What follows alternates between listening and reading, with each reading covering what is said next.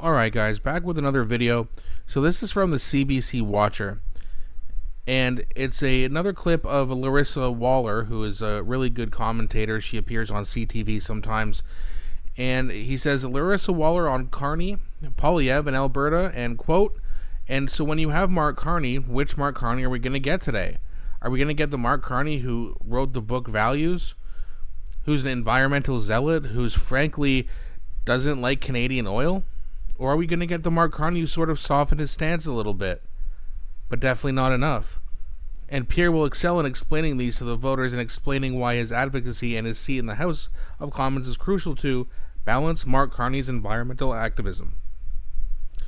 Let's have a look here and see what else she has to say, and then we'll talk about it. Now, before we get into it, please don't forget to like and subscribe. It really helps grow the channel, and I appreciate every one of you guys so much for doing that, as it really helps grow the channel. Thank you so much. So let's get into it, and then we'll talk about it. Let's bring in conservative strategist Larissa Waller, who is in Calgary for the Stampede. Larissa, welcome. Thank you for being here. Thanks for having me. Poilievre is at the Stampede. Your thoughts on his attendance so far and the remarks he has made? Yeah, so Pierre coming to Stampede is a very, very comfortable, welcoming place for Pierre. He's from Alberta, right? He doesn't have to practice how to flip pancakes or ride a horse or work a crowd of cowboys. He's been doing it for years. And you can see that sort of very familiar, very almost family-like atmosphere at the barbecue last night. And I think the message that he gave in his speech last night is very much speaking to those Albertans who are tired of Ottawa kind of ruling with a heavy hand. And that's sort of the genesis of the Alberta separatist movement. Now, of course, there is a by-election coming up in August for Battle River Crowfoot, where Poilievre is expected to run to regain a seat in the House of Commons. What do you anticipate to see from him ahead of that?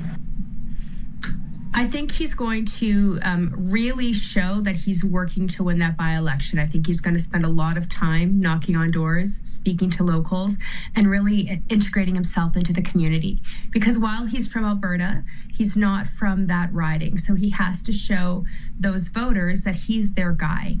And that riding also has, again, a high separatist movement. But it's easy to talk about separatism in the face of what can Ottawa do to make Alberta feel valued, to make Alberta feel like they're coming up with policies that help the natural resource sector, the energy sector. Because in Alberta, energy policy is very, very personal.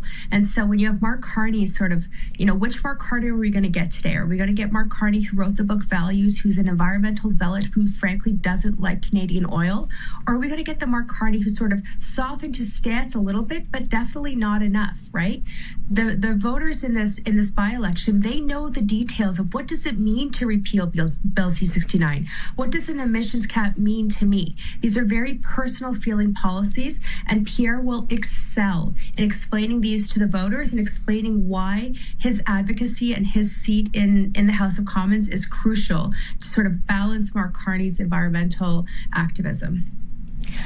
All right, Larissa, that's our time. We'll have to leave it there, but So yeah, I mean, very well said by Larissa, and she makes a good point. Like Pierre's going to do a good job really explaining to people, hey, look, I'm going to fight for not just all of Canada, but for Alberta too. And I can almost guarantee you that there will be some people who are thinking about separating now, but after they talk to Pierre, they're going to be like, you know what, I'm more enthusiastic about this Conservative Party led by Pierre Poilievre. And that's also why it's a good move to keep him. And of course, he's going to pass his leadership review in January. I don't see any way that doesn't happen. In terms of the by-election, I mean, look, he's going to win it. It's just a matter of how much does he get, because I don't know if you guys heard, but there's going to be about 200 people on the ballot. And I was listening to Northern Perspective earlier today, and they showed, I believe it was the ballot from the Carleton riding, and it looked like it was as long as a poster or longer. And apparently that's as long as they can make the ballot. And there's going to be twice as many names on this one, which means they're going to make the names smaller, which definitely does hurt Pierre Poilievre, because you're going to have some people who maybe can't see that well, and they're going to just not vote, or maybe they mark off the wrong name. I don't really know the rules about helping people vote in an election that seems kind of shady, right? So you don't really want to mess around with that too much. But, that might turn some people off from voting who would normally vote for Pierre. That being said, even if he somehow only gets 60% of the vote, which I think would be...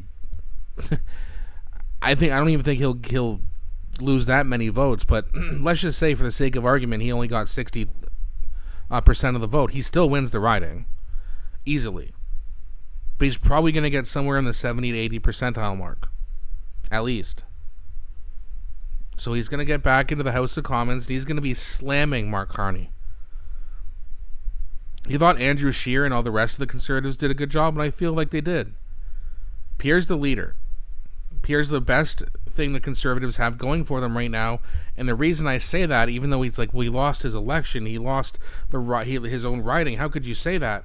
Well, 41% of the vote is more than they've received since 1988. That's my whole life. They gained 24 seats, multiple different ridings.